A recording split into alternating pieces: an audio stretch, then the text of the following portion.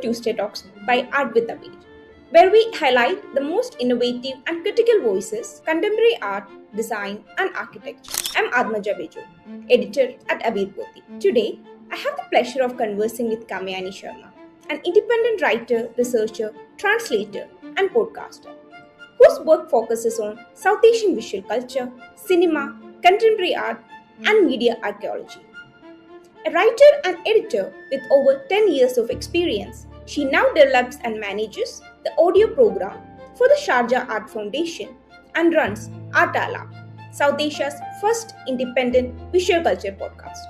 Her critical and creative writing appears in publications in India and abroad and has been recognized by international cultural institutions. Today we will be talking about how cultural work is made, mediated, and sustained in South Asia through criticism, audio, curating, and translation. Thank you so much for joining us, Kamayani. Welcome to Tuesday Talks. My first question is: you move between roles such as writer, podcaster, scholar, editor, educator, translator, and but at the same time keeping the central identity as a critique. So, would you please tell us how you found your way into criticism and what was the moment of realization like? Thanks for that first question, Atmaja. First of all, thank you so much for having me on Tuesday Talks. I really appreciate Abhipothi inviting me. And to answer your question, I mean, it's a bit of a meandering journey. I think everybody who eventually becomes a critic kind of, there are no schools or like trajectories really that are fixed in that sense. There are different kinds of education and different kinds of backgrounds people come from into criticism. So I first came to visual art through my interest in cinema and my undergraduate studies in philosophy. And from an early age, I used to really enjoy poring over picture books and watching movies. I was a huge cinephile in high school.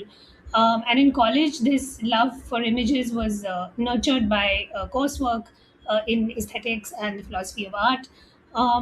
But it was only after moving to Mumbai in pursuit of work that spoke to this passion that I discovered contemporary art as a discipline and as a complex and as a sphere of activity. And at the time, I'm talking 15 years ago, there were very few, almost no serious publications on visual culture which offered work opportunities for writers who were just starting out. At the time, luckily, Art India, which is one of South Asia's major contemporary art magazines, was looking for a text editor, and the job really served as a thorough training in the field of art criticism and spurred me to undertake formal study in arts and aesthetics at Jawaharlal Nehru University. I think my time at Art India was really formative. I worked under Abhay Sardesai, the editor at the time, and I think I owe a lot of my education in criticism and critical writing, especially on art, to him. And the kind of, I think because he was one of the longest serving editor of Art India, I think he fostered a real a certain kind of school of art criticism that a lot of people of my generation, a lot of writers of my generation, ended up kind of engaging with seriously, because it was the only magazine at the time in which young critics and emerging critics could cut their teeth. So I think that's something that I want to also acknowledge, that that Art India was a site of a certain kind of critical education as well. And I think because of that experience, I really for the first time also understood that being a critic was a vocation and a calling, that it was something that you could identify as. I mean, I call myself a writer now because, like most writers, I develop work in different registers, different genres, different modes. But I think that early uh, time, coming of age as a writer in the mold of criticism, that really kind of made me relate most relate most to the category of critic. And I think also, criticism is a normative practice. It's sort of, you're kind of, you're working with practices of judgment and discernment. That's really what you do when you are a critic. So I think this, it really kind of, that time in Bombay, engaging with all of these contemporary art practices also made me realize how this how art was not just an object to be experienced in the world, but a phenomenon that discloses how the world is experienced. And so then, criticism also became something that was not just about art objects in a white cube, but there was a continuum between that and life and history and the act of being itself. So that, I think, was really crucial to me to start identifying as a critic. Thank you so much for sharing those early experiences. Hearing about that, it makes me wonder all this experience of this strong foundation with Art India, and then you have been a tutor at philosophy at Ashoka as well, and you are an educator. So, how all that shaped your process of writing? Could you tell us more about your process of writing, like the steps involved and how you look at a particular cultural object or an artifact? Yeah, I mean, that's such a great question because I think this is really one of the uh, this is an opportunity. I think interviews like this to clarify what all our techniques of writing are, and I think especially with writing because at one level it seems like such a um, it's a very spare medium. All you need is a pen and paper, so it can seem as though there's not much involved outside of your conceptual or thinking uh, process. But I think that it's actually more than that. So I will speak a little bit about how I approach writing, critical writing.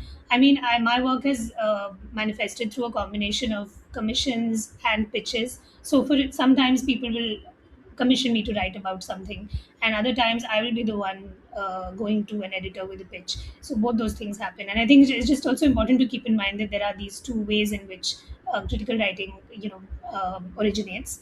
I think in both these cases, obviously, the most important thing that you do is you find an angle, or you find a story that speaks to your interests, your values, and your inclinations. Obviously, there are things we're all passionate about, and those are the things that we want to write about. Even in the realm of cultural objects and artifacts and artworks, you don't write about everything. So I think this is the most important thing. Obviously, framing for yourself and justifying to yourself why you want to write about this thing. And a lot of times, I think there's particularly with criticism, description is a major unit of art criticism. Describing the artwork, describing the art project, and that's really crucial. But I think ultimately, and I've said this before, that it is a normative practice. So you want to go beyond that, and if you want to go beyond that, you have to you know decide what position you're going to take or what argument you're going to bring to actually illuminate those aspects of the artifact or the artwork that maybe people have not thought about. So I, so I think that's also kind of crucial here, and that's how you develop an angle, you develop a story.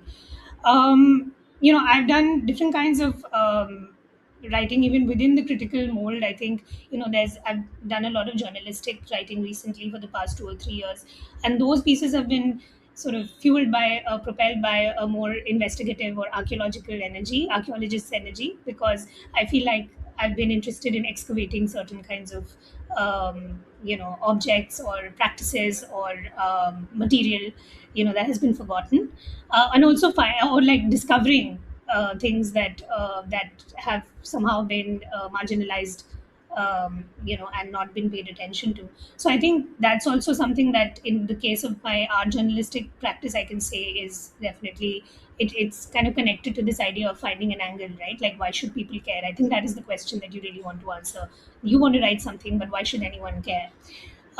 Once you answer that question, then begins your research, and that is, in my case, incredibly, I try to make it as extensive as possible. And I think it obviously, the dictates of time and compensation are often key here to deciding how much you can invest in that, in research. But I mean, I try, as I would advise, and I try as much as possible to not cut corners here, because also one of the things that's really important is anticipating also challenges to your position and kind of trying to address those in your writing. It's not always possible, and the limitations of word count often also are at play. But I think in your mind, at least, having that resolved, like why you're writing about something and what objections could possibly come forth.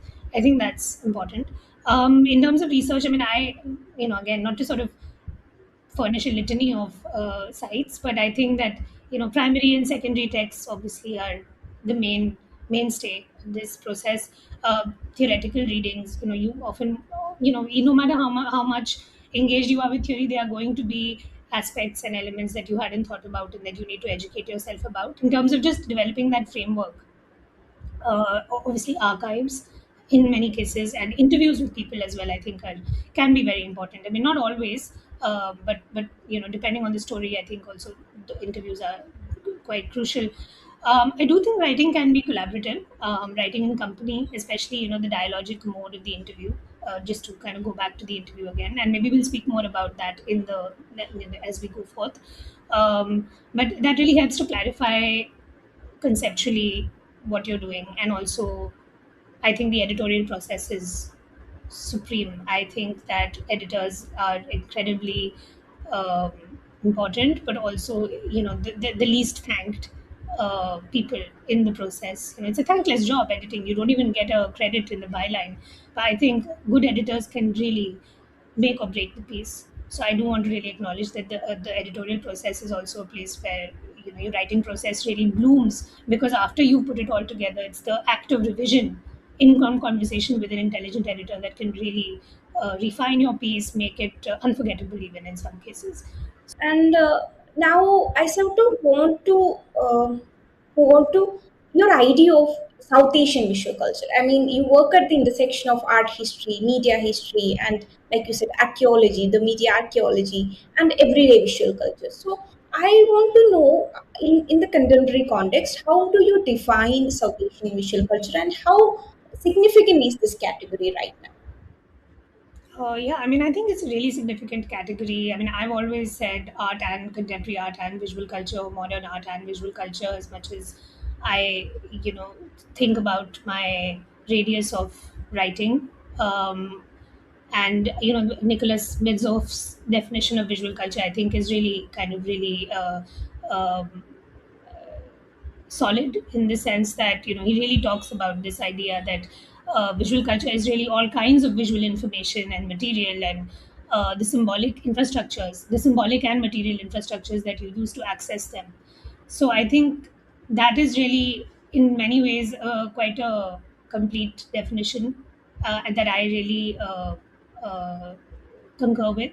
And I think that I try to use that uh, in frame to develop my own pieces. I mean, I think for me, when I say South Asian visual culture, I in my writing I try to situate images and visual material within longer genealogies of image making and object making, or object using and image using, as well as contemporary, and also situate them within contemporary practices, in the context of contemporary practices of seeing and sensing and interpreting. So I think both the historical genealogical approach, as well as the contextualizing within the contemporary, both those are really important. And again, like I said, I think visual culture encompasses all kinds of images and objects, anything that can be apprehended by sight, really. So it you know I you also kind of um, acknowledge that artworks within the white cube, or within a defined contemporary art context or space, that's one kind of image or one kind of production practice. But then outside of that, there are all of these other kinds of materials that are equally important and equally high stakes, in some cases more high stakes, that you have to pay attention to, or at least I feel like it's very important to pay attention to, especially in a geopolitical territory like South Asia, where we live on the edge and we live through our images. We are an iconophiliac culture as a subcontinent, so I think it's really important to acknowledge that the stakes are really high always, whether it's in the realm of the political power of images, whether it's in the historical potency of images, the cultural, you know, um, role that they've had in our part of the world. So I think that is why I think South Asian visual culture has always been and will continue to be a very strong frame to look at all images and artworks. True. So hearing you talk about South Asian culture makes me want to talk something specific about what you have written, especially the columns you write for school. So it's very accessible in a way that usual art historical writings are not. And then it also really mixes various your various uh, interests in there is traditional art history, but then there is also new interpretations that you do. So I want to know if you have any favorite pieces you have written first also. Oh, it's like choosing amongst your children, such a cliche, right? um, I mean, yeah, but the labor is different for each act of birth. So I think, well, first of all, I do want to say thank you for complimenting the accessibility of the articles. I think that's really important to me.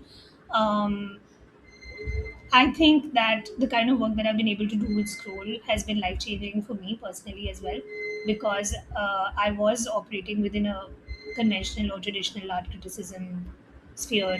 I think before that, the kind of publications that I've had in the past, they were aimed at a more niche audience and they were aimed at a more art literate audience, people who already were conversant with art history and contemporary art discourse to some extent, because the places that these pieces were appearing in were likely to be read by, like, there was a self selection already in place. They were going to be picked up by people who already had an interest in visual art at that level, at a pretty sophisticated level.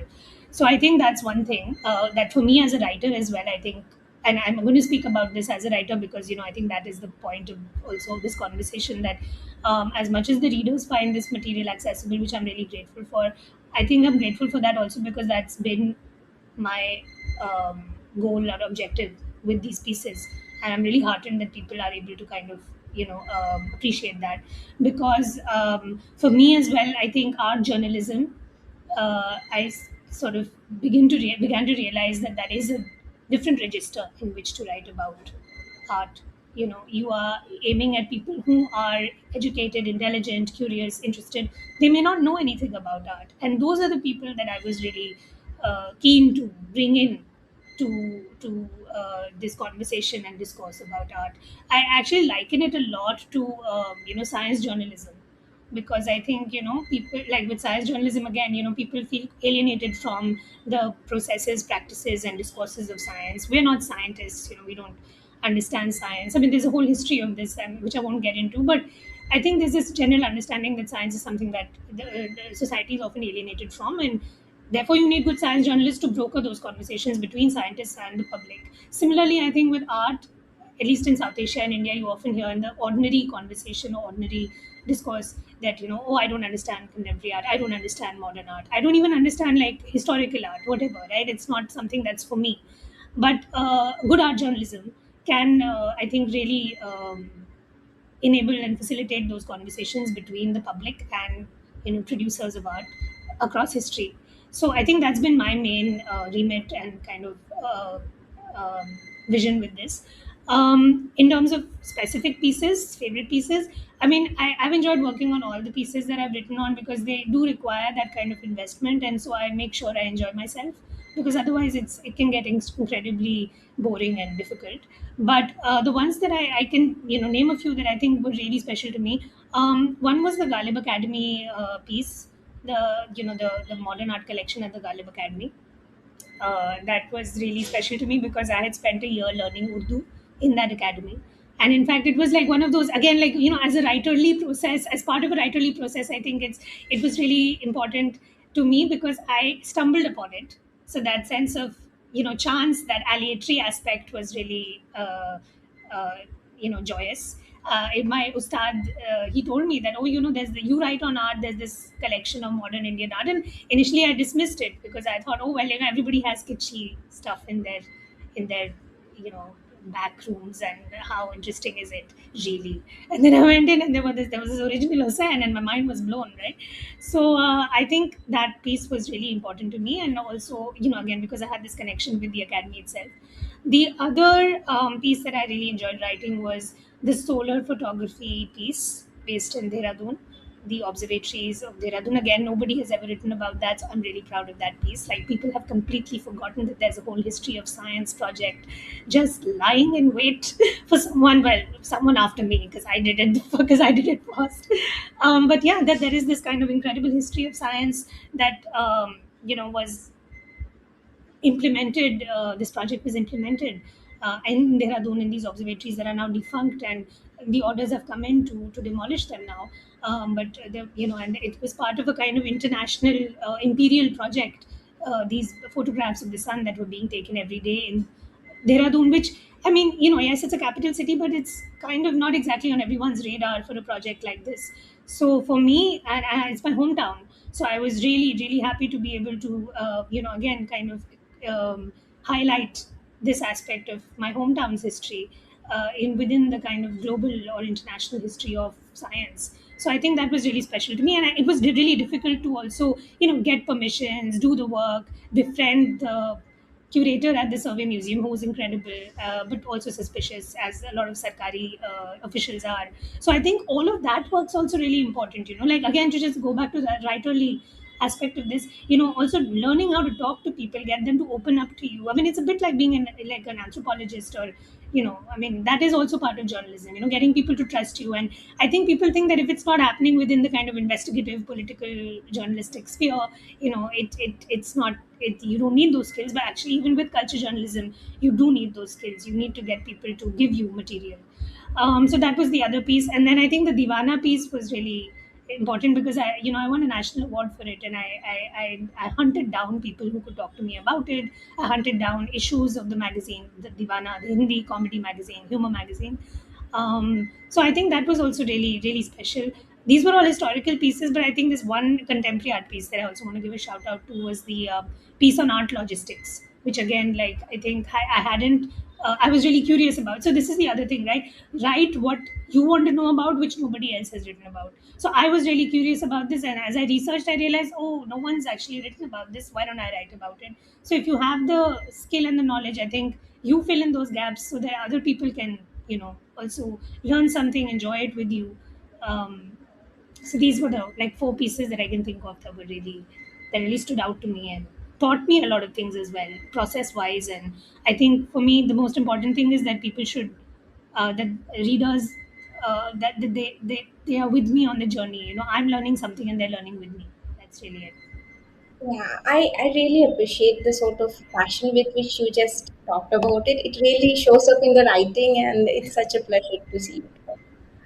So, I want to sort of now uh, look into current state of art writing and criticism in South Asia, both in infrastructure and intellectual record. When I speak to some insiders in the industry, some are like, we need to really support it. It's not really doing well. It's a bit.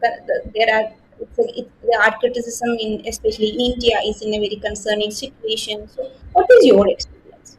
I mean, I don't disagree. I think it is really important to constantly be alert about the shrinking of discursive spaces, not just in the case of art criticism, but in general, right? And we are at a point, for many reasons, in our country's history where we have to be even more mindful of keeping vigil, and making sure that spaces of dissent, spaces of conversation, spaces of disagreement and dissensus, they remain and they flourish. So that's one thing.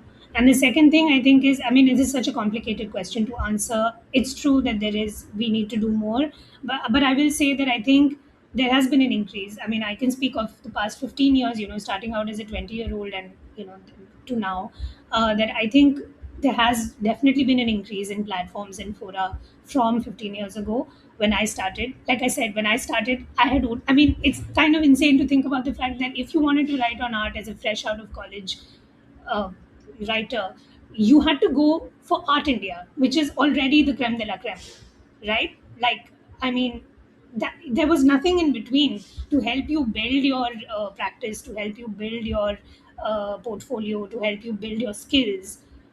And that was not ideal at all, because there are lots of incredibly intelligent and good writers who would need that that time and that mentorship to get to the point of art India. I mean, I was really privileged that I was able to, get that job, but it's not everybody can't get that job, and that's not fair because they are just as talented and bright, right?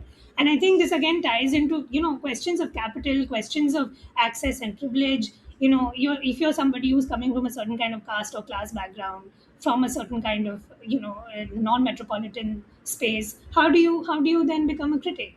What are the spaces? So I think there's still very few, but they are more than they were previously. Like I said, I think now there are, like, especially online, because the digital and internet based kind of infrastructure has really bloomed and exploded in the past 15 years. There are those, and it's different, like the economics of it are quite different compared to print. So I think that there has been uh, that increase in those, in that space. And I think that's great that emerging and mid-career critics and writers produce all of this intelligent research and insight on these platforms. My critique of a lot of this is also that the I feel like a lot of the writing, maybe not in these spaces, but in general, has always been really curatorial, because it's the galleries and the museums and the people with capital who can commission you to write on their artists and their artworks. So then you find this kind of preponderance of very curatorial mode of address and writing, that I think is something to think about. Like, because it's always of a certain kind. Already curatorial writing is, um, it can't quite you can't really, judgment and discernment don't operate in the same way as they would in a magazine column, or in a newspaper critic, in a column by a newspaper critic, because you would only write good things about the writer, about the artist and the artwork. That is the nature of curatorial writing, right? It's affirmative. And so there is that something to think about, that what is the kind of curatorial turn and its dominance in the sphere of writing in South Asia. What has it done to the forms of writing themselves? That's one thing. And the second thing is more kind of banal. It's that the pay is terrible. The pay continues to be terrible, and I will never stop talking about this. The pay is terrible. Start paying writers better. I mean, all of these people, I don't know, whomever you spoke to, these art insiders, whoever, I think there's this real kind of performance, performativity, with, like, bemoaning the state of art writing, and, oh, the spaces are shrinking, or the spaces aren't there. Pay people better. You'll never hear this argument from the people who are making these claims, who are in a position to pay. I mean, a lot of the people who own these platforms, or run these platforms, or have the money, who start these platforms, they will pay everybody but the writer. And it's always the thing they'll say is that, oh, we have a limited budget, and we can't pay you more than this. Yeah, so sorry, I don't mean to rant, but I think it is important, as somebody who's now in a position to talk about these things, I do want to say this also for younger writers, that there needs to be a lot more transparency with regard to pay rates, who is getting paid what. There needs to be an increment. There needs to be some sense of an industry standard as to how much people will get paid per word, or at a flat rate. And you cannot pay people who are 21 coming out of college the same as people in their late 30s who've written for 20 years. So people have to stop doing this, and I'm actually quite angry about this. So I think this is like, the pay is bad is my kind of nutshell, um, you know phrase and response to this question of what is going on with South Asian art writing. Pay people better, increase the rates, and if you can't afford it, don't do it. Like, this cannot be an excuse that, oh, we have limited budgets. If you have limited budgets, no one's put a gun to your head. Don't do it. Don't underpay people, because what you do is you depress the entire economics of the writing industry, and you make things more difficult, more precarious. You also, by the way, stop young talent from coming in, because for all of this kind of, again, a lot of these spaces, they'll write a lot about caste and class and all of these kinds of axes or gender, these axes of oppression that we're constantly structurally defined by. But then they don't pay, so you are actually then shutting out women, people from oppressed castes, people who don't have a house in a metropolitan city, from becoming writers. So now I want to come to your other work. That is, you currently develop and manage the audio content for Sharjah Art Foundation, and you also produce your independent podcast, Art Alap, on visual culture, which is the first sort of podcast on visual culture in South Asia. So I want to know about that experience, and because a lot of key players, the key important figures have come, as guests and have talked about their work. So how that has been an enriching experience for you? Um, yeah, I think I'll try to keep it really simple. I mean, I did a whole talk recently, about this as part of my Art Writers Award presentation, where I actually have written about this as well. Like what audio and orality, how they kind of interact with writing practice.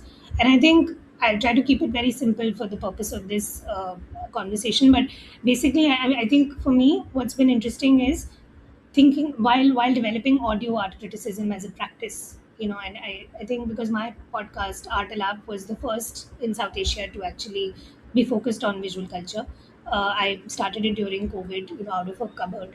And I think it was really important to make me understand facets of writing that I hadn't maybe thought about, because sometimes when you shift into another medium is when you realize that. So for instance, I think the fact that criticism, or writing, is a verbal act, not just a textual one. That was the first thing that I kind of started realizing, because as I was developing these recording scripts, and I was doing kind of what you're doing now, like you write your questions, you write follow-ups, and then you're in conversation and you can't control it. There's an element of like unpredictability as well. Like you will say something, the other person will say something else. So in that sense, that was quite liberating as well, to think about criticism as something that is dialogic, that is not just something you are doing alone in isolation, which was what my text-based writing practice had so far been. And like I said, I started thinking about writing as a verbal act, as a verbal practice, because I was developing these recording scripts that were oral in nature, right? I mean, the spoken word, spoken aloud. And so language changes completely in something that in a script that is meant to be spoken and heard rather than written and read. So I think that uh, my writing muscles really kind of, started flexing in different ways. So I think that was really important, just to contrast the two. I think, like I said, because it became dialogic, I started thinking about, the form of the conversation itself as a site of criticism, because there was something about the live, um, real time nature of it, where you can push back, you can disagree, you can um, have an argument, you can try to persuade each other. So that all of those kind of affective elements of a conversation, I think, how they were inflecting the critical, the discursive aspects, I thought that was something that continues to be something that is really the, the the sort of through line of this kind of audio art critical practice. um, and like I said, there's some kind of horizontality. Not always. I mean, obviously, even between two interlocutors, there are asymmetries of power. I'm not denying that, and I don't want to overstate that. But I think there's something about a possible horizontality between two people who are speaking to each other, as opposed to the sort of more discrete uh, sequence of writer and reader and then respondent. Like, so I think that's quite educational or edifying for me.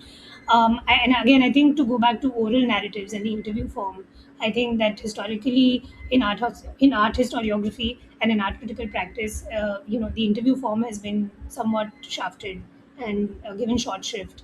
And I think that it can be a really important method, like, of art history as well. Connecting to memory studies and oral narrative work that has been done in other um, sort of in other branches of history, in other historiographic contexts. Not so much with art, with political history and social history, people have done the work to bring in memory studies, trauma studies, all of this. But with art history, that has not quite happened in the way that maybe it should, or so I think that's something that I would also just flag as a practitioner. And finally, I think for me, the podcast form has been really interesting because it kind of, we're already in an image saturated culture, and you're talking about images and visuals on the podcast, but the audio form allows you to kind of go beyond that in a more interesting way, because you're focusing on the concepts, on the discourse, on the ideas, and I think that's quite nice, as opposed to, I mean, there's all formats are important. I'm not trying to, suggest that there's a hierarchy. Like, obviously, even a video cast, with images being shown, all of that's great. But I think there's something about the intimacy of the podcast form. The guest knows that they're not on camera. They open up in different ways. They will say things they would never say on a video podcast. They would say things they would never say in a public conversation. So I think the intimacy of the podcast form, the fact that it's only audio, that's only sound, um, I think there's some sense that sometimes people have, those who are not sort of podcast listeners, that it's like a lowly cousin of the podcast. Oh, you didn't have the funds to do a video. And my I mean, I think for a lot of podcasters it's quite infuriating, because we're not trying to do that. There's something that we are trying to do, that is to do with the form itself, with the conversation form in the audio only sphere, that can be really illuminating. And like I said, it goes beyond the image, and artists will tell you things that they will not tell you in other formats, and discuss things in a different way as well. So I think all of that to say that those are the things that I think have been my big takeaways from working with both Artalab and as a podcast producer with Sharjah Art Foundation. Now, I want to touch upon your curatorial practice. You have started curation with Mumkin Zameen in Possible Lands at New Art Center in Delhi, and then you have done some exhibition in Mumbai as well. So, for you, how do you define and sort of practice curation? What is your is it like an extension of your critical work, and like how different it is from whatever you have done so far? I think the first time that I've only curated two shows, so I'm hesitant to call myself a curator. I do say that I undertake curatorial projects also. I think the first time that I did any kind of curatorial work was actually as part of the Dharti Art Residency in 2018, as part of the Serendipity Arts Foundation. The residency is theirs, was theirs, and I won't really say I was a curator in that context. I was the critic in residence, but I was, constantly with the artists, following them as they develop the work, and being part of conversations about mounting them and installing them and giving suggestions. So in that sense, it was quasi pseudo curatorial, and I think that made me think of actually the editing process. I actually think being a curator can be a lot like being an editor, um, and you're engaging with the artists, and you're kind of giving them input. They're coming back to you with their ideas. You're a sounding board as well for them to um, resolve their own ideas. So I think in that sense it was a bit editorial. I thought the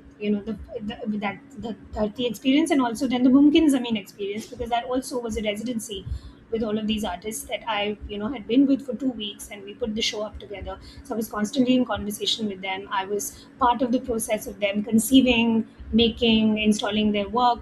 It was a very involved and engaged process. I invited people to speak to them, so I also programmed around it. It wasn't just the exhibition, but there was internal programming that I was providing.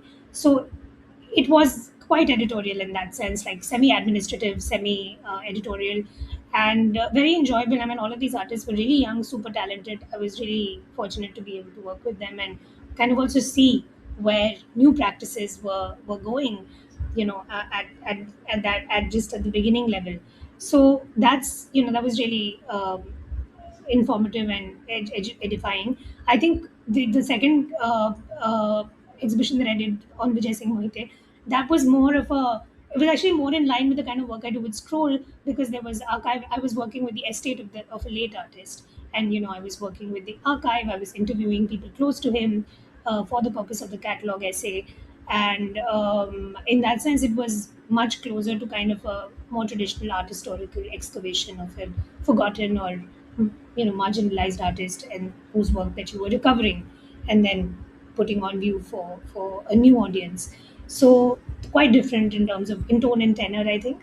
um, but again, like I said, a little bit editorial, like the archives that you're accessing, the interviews that you're doing, how you're putting them together, all of that, and deciding the works themselves. I mean, I was with my gallerist from Gallery Prolo, um, and he and I decided how we were going to, like, which works we were going to choose. We had fights about it, all of those things. I mean, he was also co-curator, so I do want to acknowledge that. um, I think that curation is, and I said this when speaking about curatorial writing, curation is an affirmative practice. It allows you to engage with artists and artworks with far less suspicion, I guess, than critical writing, because you're coming, from a place of like you- making a case for them. And in the sense of conceptual frameworks, I do think of it as an extension, but also as a, like I explained, a different process.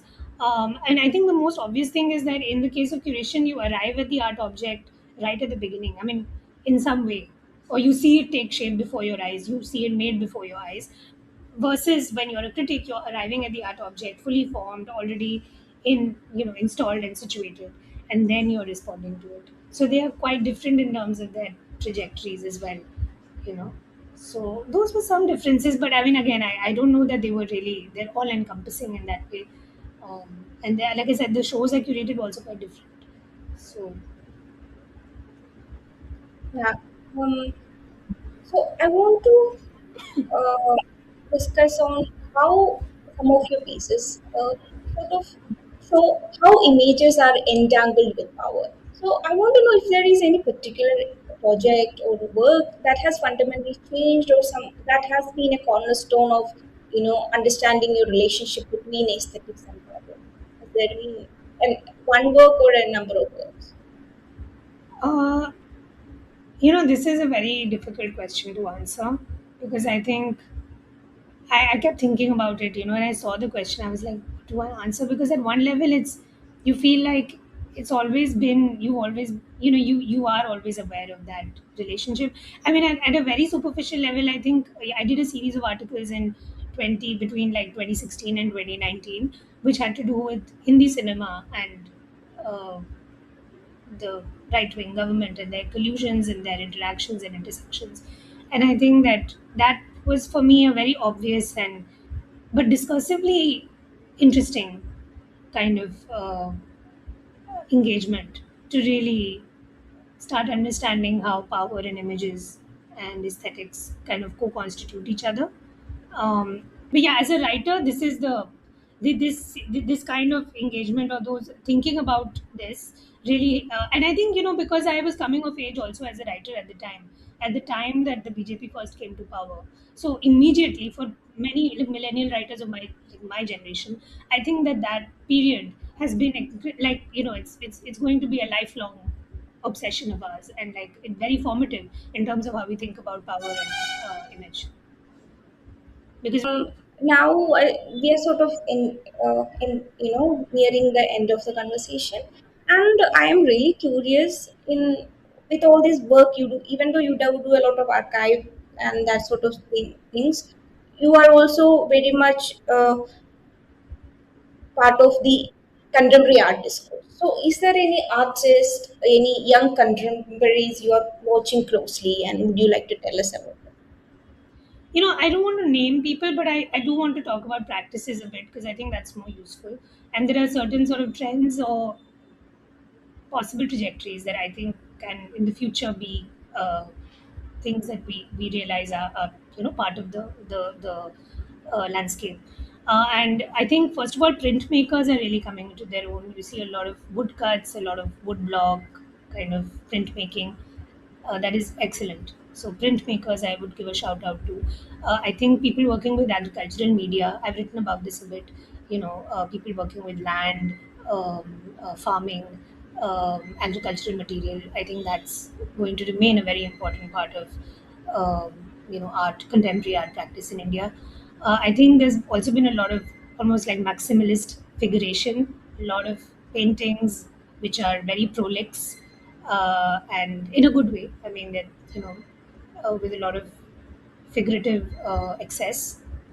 I think that's, and they're often again confronting questions of power, questions of populism, questions of uh,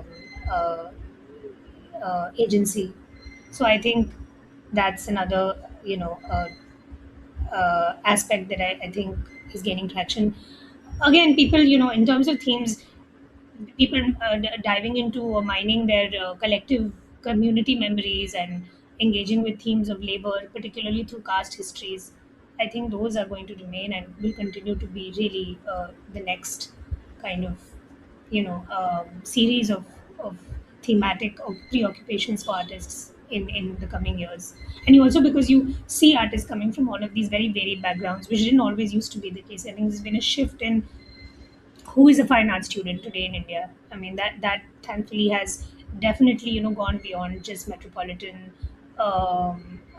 elite, the metropolitan elite, and kind of, all kinds of people from very different backgrounds have not only become excellent artists, but have that platform now to show their work and work with material and media that are authentic and true to their uh, lives. And I think that that's, you see that shift now. In terms of the wider South Asian region, I also want to say that I think that moving image practice is really coming into its own in contemporary art spaces. I'm speaking of outside of India as well, like Pakistan, Bangladesh, Sri Lanka.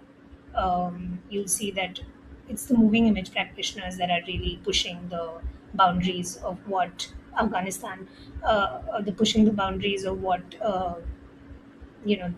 moving image can do. Yeah, makes sense. And especially your uh, observation about artists with land and memory, that sort of thing. I do agree. And now I want to ask you about the future. Is there any particular works, any particular projects you have not gotten the time to work on, and something you are really excited, you're looking forward to, and what sort of changes do you anticipate that will come across your practice? Um, I'm not really thinking about the future like that. I think because I have a day job and I have, my hands full at the moment.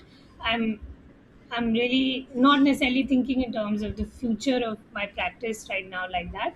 I think I would like to move away from my like conventional critical writing formats, as I have in the case of the podcast, but also within the textual medium, and kind of experiment more with different types of critical writing and bending genres.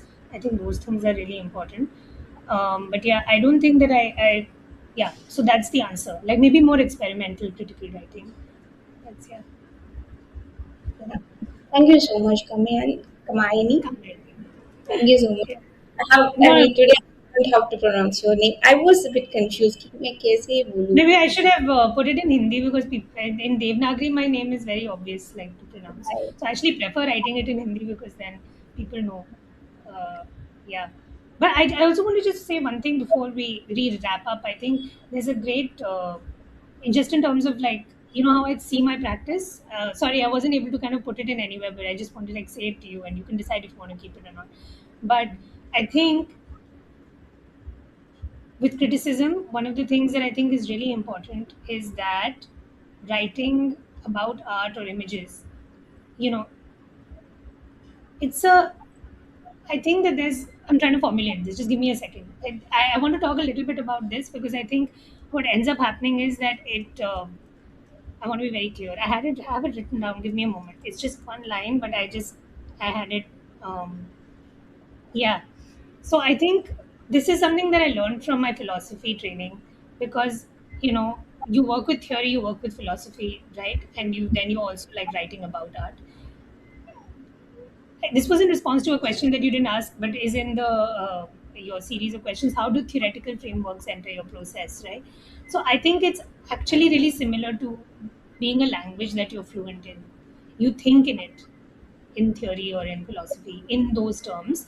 I don't mean in a kind of pretentious kind of terminology laden way. I mean that you have a consistent, non contradictory set of beliefs and values undergirding your thinking and therefore your writing process. And that's really important because then you understand what the lens is that you're looking at through looking at images through. and also you understand why you're looking at them thus. And I think training in philosophy, like maybe like maths, it allows you to really undertake a very high degree of abstraction, and it really allows you to focus on form. Form is, I think, the most important thing when um, doing art criticism or image criticism of any kind. I think it's a real challenge before criticism, because it's very easy for criticism to end up focusing only on content. And actually, it's the form, it's the configuration, it's the arrangement and ensemble of elements that is truly political. That is truly where that intersection that you asked about between aesthetics and politics, that resides. I'm thinking again of the famous Jacques Rancière's idea of the distribution of the sensible.